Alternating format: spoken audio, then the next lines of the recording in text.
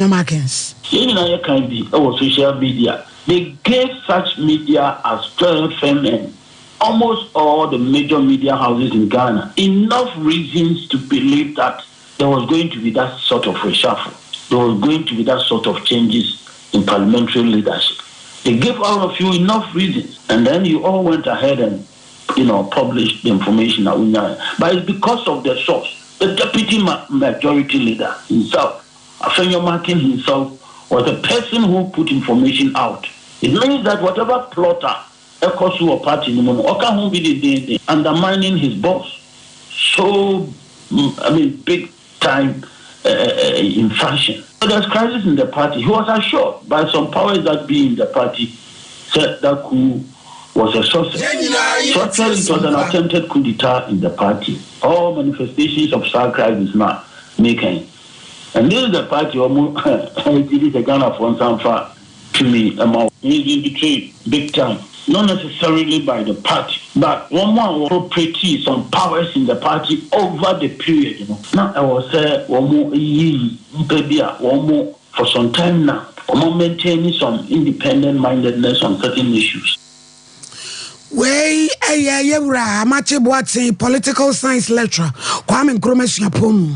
Kane Chidom Hine Yura Quadrum Pianina, Cassain or Ghana phobia na Yerefi, na or Kai and Kakras, Ubun Compona, Wako Chicacrafia, Pemahan Cron, Edioson, and Crunumo. Assembly or Ghana Marasibu Jamun, and Nana Yadiana, a hard year, but in natural say, a Domocasian, Domukuman, Yana on Pese, or Mufetri, normally would be almost so sell Betimia, Bo, Monoya Candy for, normally a best set or Mosobanasa, a Yadesa hard year. What I say be our person we can the new Ghana Marasibu Jamasa Domkumana from Nasa Domcasena for more. I was what the fat Marasibu Jafono so now Omotewasi or Nima Bumua, now Omabo Chido Masani Maneti member. No, so sorry, Precopesabia, Muyi Candy for no sorry, Precopet Nabasha or Mosano. I had said, have to European. Let me be honest with you. I have always been against the way the parties impose leadership on members of parliament. In 1979, we had a similar problem, which led to the dismissal of the then leader, Mr. Kwaku Ban, and one of our colleagues, the late Uswe Champon. The party imposed, I would say imposed, the party put up Kwaku Ban as the leader, which he accepted. At the end of the year, the party wanted to change him. At that stage, he refused and wanted the support of members of parliament to stay on. And some of us said no. When we were challenging leadership against the position, you supported. So now, if you accepted that, then you must accept what is following that. Because you accepted the appointment to be a leader. And now, the same authority is asking to leave. So you don't have any reason to say you are not going to accept it. This resulted in some fracas which led to his dismissal from the party. I believe what the party should do, and I have always been challenging this at party meetings. Kane Chidom Yura Kojo, Impian in the Yatin. Ababe to just Ghana for Mebunu or Pepe Bako Chiripomi and Sa, and I won year Jumaya, and so a woman moon, where annual household income and expenditure survey. Yeah. Now what Chirimu say, Bubumudia, na a mano, and a wasropa, a memano, said you were bumuno was say, a mano, a ginamu bese, or Emunchemuno, edu ebako, ayade equi anymore. Nan in church, the moon, or watch them say.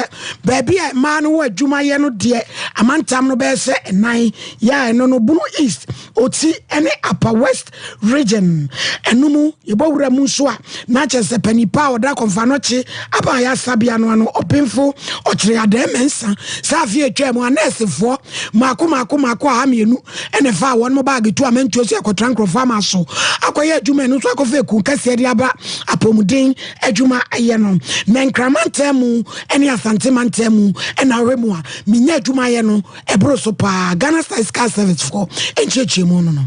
So, in terms of what we've done, as I indicated, this is a quarterly panel survey.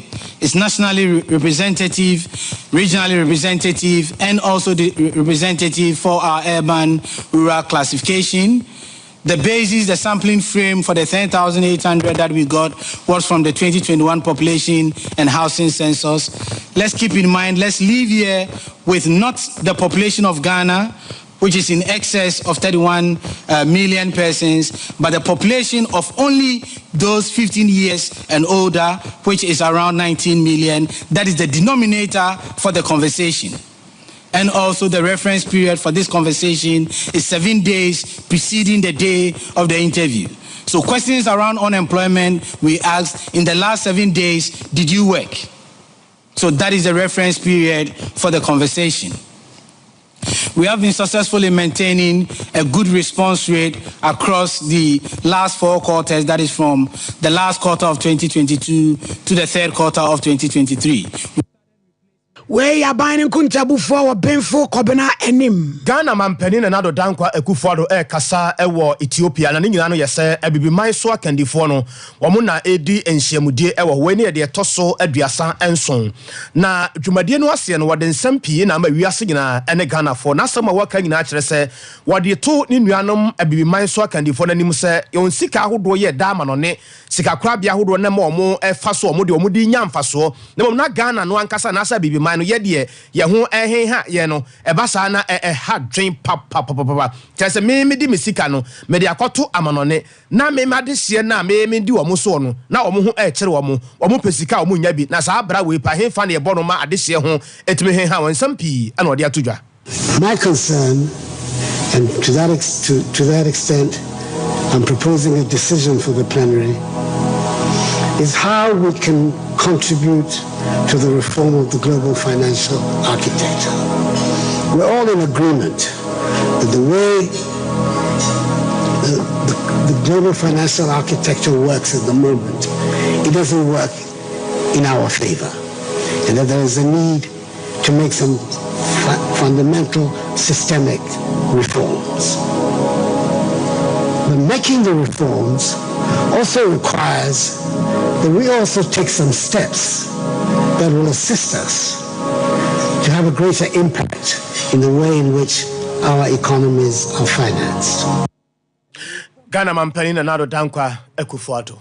President Awoba Jumadima Conference of Heads of Assisted Secondary Schools Charles and say Reverend Father Stephen Usu Sachira was in Kabeya and to also kwa running in our mummy testing on ye prepared in young tutu never to the enemy mubo bosome so near duomu bedi and so the abre wonum was here no beboasan se prepared nemwa eme ngumesian koso who's yadia woman so munkwadani achiro mufanko shemu obona so bi waso ye gotobi aba wotini na enya to me eboa say kasa so kopiomo nkwatia St Peter's ya omunyina won to prepared no ya o makwa akofa titidi eri biem ena de enso ede abebo penny pay ena de asemi etuja.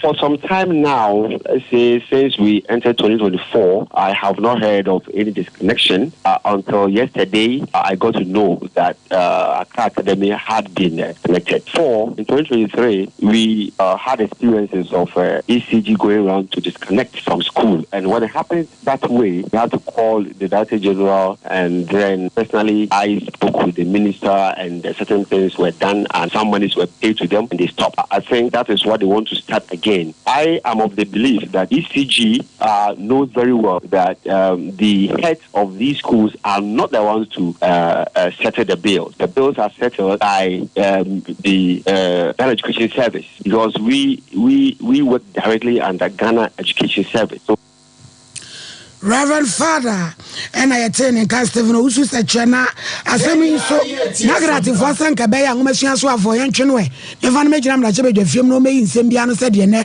Twasosuku, I would robe a brobe one woman Kanya womb, Nedrum, Omonkania womb, Nedrum, and also Emwa, was in Anwa Accra Academy, ABC Woko Piemo, Bruman Temcro Tam Sinema, St. James Seminary, and one so ABSC war, Casama for Casadema Suenu Rakwasi, was this I say, I know the Juan. Well, the point is that based on structured payment plans that we have for the payment of utilities, it is across all schools. Payment is not made in respect of individual schools. We've never done that before, and I'm sure ECD can confirm. Of course, if it is at their own level in terms of their purpose of crediting that they may elect to say that, well, they are crediting A amount to A school or B amount to a particular school. That is at their own level. But I'm saying that on what basis will you take money collectively as a consolidated amount based on your own invoices or your bills that you brought? And then a payment is made to that effect. And then you say that Accra Academy owes A amount or B amount.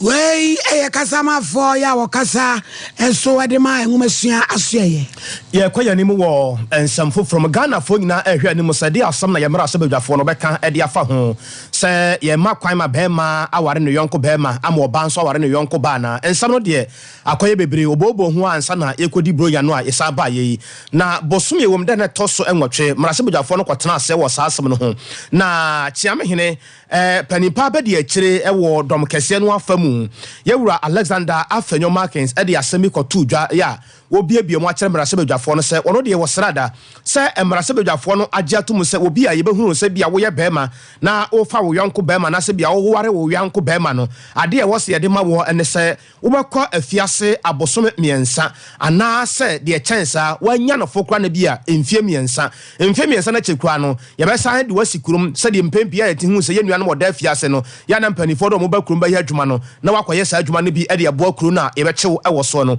na no na Yewura Alexander Afenyo Markins echere dabi eba ne sa ne hatwen na wo kai mrasebedwafo no asem bi se wo de wan kasa hwe Ghana mrasebedwafie ya ye wo honum no na tu woni kohwe na duafie ahodo ye wo e wo Ghana hasen e yade se hatwen ye nyanye nsese papa bi e betimi abo woni e wo da afiase ho ma wo ho atimi aheha on kakra ne ba sa na se bi obi fa no yonko bema na oba nso fa no yonko ba na e sa de wo mo kohye honum sa no a e yade se hatwen wono re de nsusu ene se ebe ya nka yenya ne bosome mienu na bosome anase na otwe miensa bi kura na kanipa no famra krum no ma ya adwuma siesie krom emfamwa kru na owoso no kanu betimi abone so mra sebedafo na to sasam na to atwene na yenti Yewura Alexander Afenyo Markins of the fact that incomplete obedience. Yes, so Mr. Speaker, I'm doing so. I need to, Mr. Speaker, excuse me, colleagues. If I was that coward, I wouldn't be here. Please allow me. We are enacting a law. We are not supposed to agree on everything. So let's take it easy, guys. Mr. Speaker, guys is normal. Come on, Mr. Speaker, they won't even take it lighter comment. Mr. Speaker, I yield in obedience to your ruling, and I accordingly withdraw the subsequent amendment on the grounds that the first amendment that has been defeated has consequential effect on the others. So it will be odious. It will be odious, an exercise in futility, if I proceed to move those amendments. I'll be wasting the time of the House. We Deputy Majority Leader Yewura Alexander Afenyo Markins na yetene kana ne kura mukura no achiame ne ya wo Ghana marasebedwam Yewura aba na somana case for Robin so ebo no posse. Past law, in fact, it's a guide to members as to how to submit a private member's bill and how it's processed until it's presented to the House.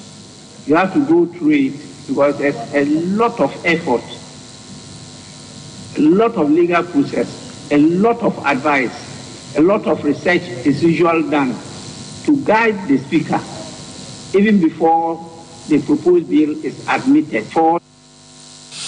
Yakoya ni mwansamfu from awche amanyokwa kase mienu a ewo man ni mu NPP Dr. Laji Mamadu Baumie gina ni mu NDC Yewura mampani dada John Dramani mama etudi ni mu obi enu a wayi na bedi akira ode ne kwa konkase a ede ni mu afia bato no mu enam so ema kwakusi nti misa ya enjumedie KSM show papa Kennedy Japan akoso ayewe kwanse fiada yebeyi na Ghana fonso ahebie ene yebusa ne seso sebase papa Laji Mamadu Baumie aboni din so o mebo ni chiri drum a wo beji ana o se sa position ne de enya de a na ni je ho. No, that I wouldn't do it. You know, to tell you the truth, why I cannot be a vice president is that I will speak my mind and I'm not going to be made. Wey na sam ya wode to wo wura kwakusi ntimi sanim wo bra ko KSM show no eso Mara sebe jone de ma de se ya wo ewu to senya isabato mpesua no so ye maame Hawa Mavis Kumsin wono na kasai wono kra na eba se yento nkra emfama omampani abede ti Dr. Alhaj Mahmoud Baumia ewo epona no ne ade a wono na ehweso na wone samtwerofo atinkomo bi ma wode asem bi amayen ye maame asem a woka nyina etrese Ghana fo bi sori a na dan board ne eda board na obeya adwuma saa afi mu nyina na wode akoma afiewura bi ne wadi ne kwa owia na say cancer fon e de akere wo Ghana ha ni nyina no ya samoa Ghana fo bi ka na wo se hwe wa wuntu kwanda no ya kwa Canada ne kohwe ade wo de sa wo kwa Canada kakere bo kotra ho bosome ba kopekura ya busa se wo tra dam single room se ya bosome utua se utua brobe 2000 kwa na akere na wo de wo te ha se no nya ne mafofofo a o te ha e tetem yente mame. I heard someone say he said and a dime boy de wo Ghana onko Canada last year August when I went to Canada now your dime boy omunya bi kra no matwia a month no is over 2,000 Canadian dollars a month Canada it is a way adwuma na wo dia akatwa 3,000 now the be 2,000 and yes a chamber and hall one single room and our porch kitchen kakra over 2,000 Canadian dollars Canada na se wonko obi afu a wofu se wo de na enye ana wo na woni ma adose obi ewiase no ayedi wo baby menka say people are not suffering okay me as a member of parliament and where I'm fie me kromu kaswa no I know what is in the system Emma me Hawa Kumsina yeteden kan Kasiano SC Asante Aboa Benedict na samufo pani Kukwa Veronica de Evergreen Jando ene betena fidie na chichinchi mfruma no enso edemaya no pay yankamfo siatika enfama 15 branches across Ghana and overseas Kumasi Obuasi Council Quarters and Crime Domi Market Sunwai Chachima and Kransanso yejina mu dendende mizu ene 5G no ene betumi aboa ye papa wo bra ewiano anwaye den wo hini ni ama krancha of mami premier Nana, Kwabena Kese.